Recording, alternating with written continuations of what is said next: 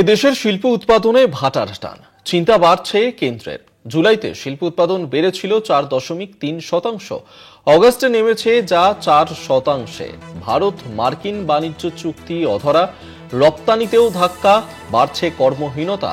ভালো বর্ষার লাভ উঠবে অর্থনীতিতে, সেই প্রশ্ন কিন্তু থেকেই যাচ্ছে। কারণ এ দেশের শিল্প উৎপাদনের ক্ষেত্রে যে ভাটার টান দেখা দিয়েছে, যা নিয়ে রীতিমতন চিন্তার ভাঁজ কেন্দ্রের। কারণ জুলাইতে শিল্প উৎপাদন অনেকটাই বেড়েছিল, যার ছিল 4.3%, এবং গত অগস্টে সেই পরিমাণই নেমেছে 4%।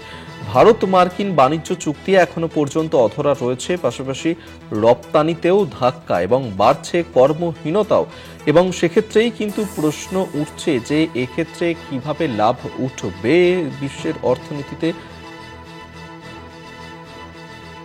এদেশের শিল্প উৎপাদনে ভাটার টান, যার কারণে চিন্তা বাড়ছে কেন্দ্রের। দেশের অর্থনীতির ক্ষেত্রে এর প্রভাব কি পড়বে? জুলাইতে শিল্প উৎপাদন যেখানে বেড়েছিল অনেকটাই, 4.3% ছিল সেই সময় শিল্প উৎপাদন।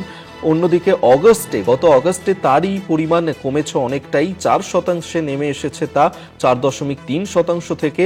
ভারত মার্কিন বাণিজ্য চুক্তি এখনো পর্যন্ত অধরাই রয়েছে, পাশাপাশি যার কারণে রপ্তানিতেও ধাক্কা খেতে হচ্ছে, কর্মহীনতার সংখ্যাও অনেকটাই বেড়ে গিয়েছে। এবং এই সমস্ত পরিস্থিতির মধ্যেখানেই দেশীয় অর্থনীতিতে এর প্রভাব কতটা পড়বে এবং দেশের অর্থনীতিতে এক্ষেত্রে কিভাবে লাভ উঠবে, সেই প্রশ্নই কিন্তু এই মুহূর্তে উঠতে শুরু করেছে।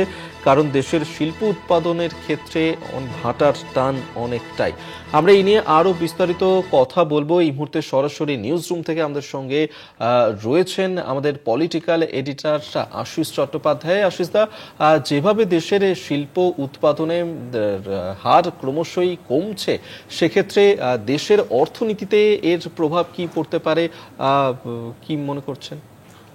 দেখো, এখনই এটা বলা যাবে না যে ক্রমশই পড়ছে, সেটার জন্য আমাদের আরেকটু অপেক্ষা করতে হবে।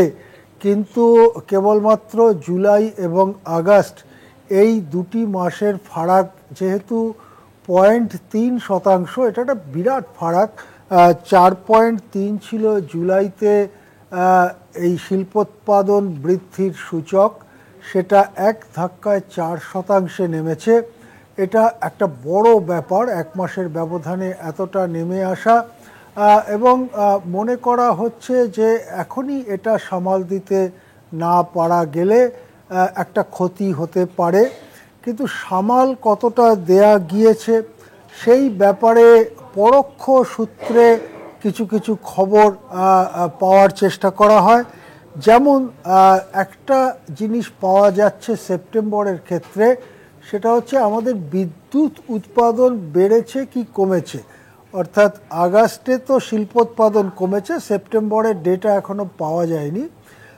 কিন্তু সেপ্টেম্বরে কেমন হয়েছে শিল্পোৎপাদন সেটা বোঝার জন্য একটা তথ্য ইতিমধ্যে আমাদের হাতে এসছে, সেটা হচ্ছে সেপ্টেম্বরে বিদ্যুতের চাহিদা কেমন ছিল। যেটা দেখা যাচ্ছে যে আগস্টে বিদ্যুতের চাহিদা ছিল 4%, সেপ্টেম্বরে বিদ্যুতের, এটা কয়লা পুড়িয়ে যে বিদ্যুৎ তৈরি করা হয়, থার্মাল পাওয়ার বলা হয়, সেই থার্মাল পাওয়ারের আগস্টে চাহিদা বেড়েছিল 4%। সেপ্টেম্বরে সেই চাহিদা বৃদ্ধিটা কমে গিয়ে 3.2% হয়। অর্থাৎ এই যে ইন্ডাস্ট্রিয়াল আউটপুট, মানে কলকারখানা চালাতে গেলে মূলত শক্তি হিসেবে বিদ্যুতের যে ব্যবহার, সেই বিদ্যুতের চাহিদা যদি আগস্টের তুলনায় সেপ্টেম্বরে আরও কমে যায়, তাহলে এটা বলা যেতে পারে যে জুলাইয়ের থেকে আগস্টে কমেছিল, আগস্টের থেকে সেপ্টেম্বরেও হয়তো কমেছে, যদিও তথ্যটা আমরা আর কটা দিন বাদে পাবো। আরেকটা জিনিস হচ্ছে, এটা অবশ্য আমি যে বিদ্যুতের চাহিদা কমার ব্যাপারটা বললাম সেটা কেবল থার্মাল পাওয়ারের ক্ষেত্রে, আমি উল্লেখ করেছি আগেই।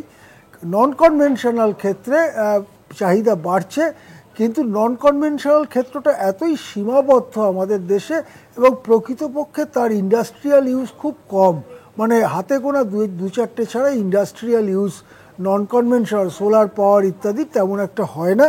সেই জন্য সেটা আমরা এখনই হিসেবের মধ্যে আনছি না।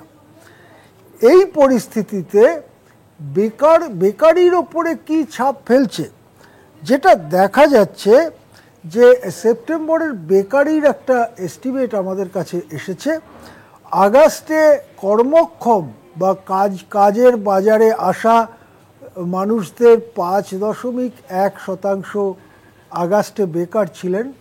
সেপ্টেম্বরে এই বেকারিটা বেড়ে গেছে। সেপ্টেম্বরে কাজের বাজারে আসা, কাজের সন্ধানে থাকা মানুষদের 5.2% কর্মহীন হিসেবে নিজেদের ঘোষণা করেছেন, সমীক্ষায় সেটা পাওয়া গেছে।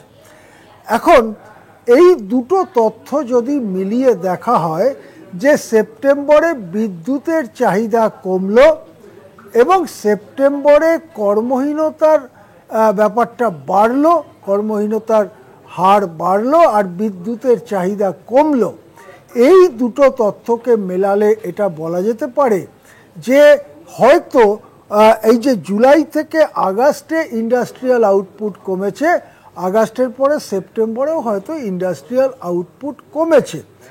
অনেক অর্থনীতিবিদ মনে করেন যে এই সময়টায় কিছুটা কমে যাওয়াটা খুব অস্বাভাবিক নয়, বিশেষ করে যেহেতু 2025-এ যেটাকে বলা হচ্ছে এক্সটেন্ডেড রেইনি সিজন, অর্থাৎ অনেক বেশি সময় ধরে বর্ষা চলেছে, তার ফলে ইন্ডাস্ট্রিয়াল অ্যাক্টিভিটিতে কিছু সমস্যা হয়। এই অনেক দিন ধরে বর্ষা চললে কোথাও কোথাও জল টল জমে বন্যা টন্যা হয়, সেই কারণে আগস্ট সেপ্টেম্বরে কিছুটা কমতে পারে। এটা হচ্ছে একদল অর্থনীতিবিদদের মত। অন্য অর্থনীতিবিদদের মত হচ্ছে না, যেহেতু এটা গত বছরের তুলনায় সঙ্গে তুলনা করা হচ্ছে, অর্থাৎ ইয়ার অন ইয়ার, গত বছরের আগস্ট এবছরের আগস্ট, গত বছরের সেপ্টেম্বর এই বছরের সেপ্টেম্বর, সুতরাং ওই গত বছরেও তো বর্ষা ছিল, এইটা বর্ষার কারণে এই পতন সেটা বলা যাবে না। এখন আমাদের এইভাবে যদি পড়তে থাকে তাহলে তার কারণ কি হতে পারে। এক হচ্ছে বিশ্ব অর্থনীতির ব্যাপার, অর্থাৎ আমেরিকার সঙ্গে রপ্তানি বাণিজ্যে বেশ খানিকটা ভাটা পড়ার ফলে ভারত অন্যান্য জায়গায় সেই জিনিসগুলো রপ্তানির চেষ্টা করছে। কিছু কিছু সাফল্য যে মেলেনি তা বলা যাবে না, কিন্তু সেটা আমেরিকায় যে রপ্তানি হতো তার একেবারে বিকল্প বার করা গিয়েছে এটা বলা যাবে না।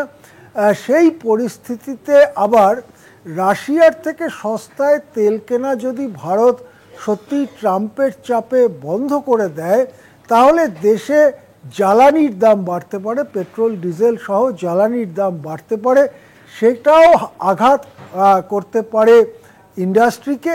এই সব কিছু সাত পাঁচ ভেবে ইন্ডাস্ট্রির কর্তারা, অর্থাৎ কর্পোরেট কর্তারা, তারা একটু সাবধানে চলার, একটু দেখে চলার একটা মনোভাব নিচ্ছেন বলে মনে করা হচ্ছে।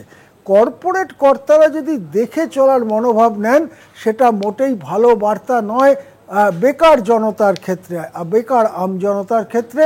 সেক্ষেত্রে কর্পোরেট কর্তারা কি করেন, লাভের টাকাটা দিয়ে সোনা কিনে নেন, তাতে সোনার দামটা খুব বেড়ে যায়, কিন্তু ওই লাভের টাকাটা আবার বিনিয়োগ না করার ফলে কর্মহীনতাও বেড়ে যায়।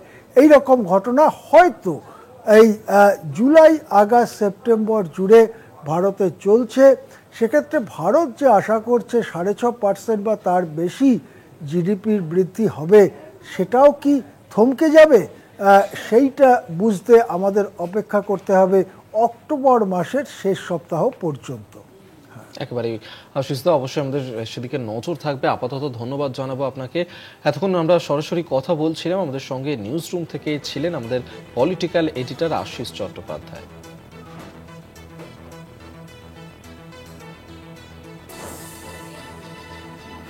57 থেকে 60 জন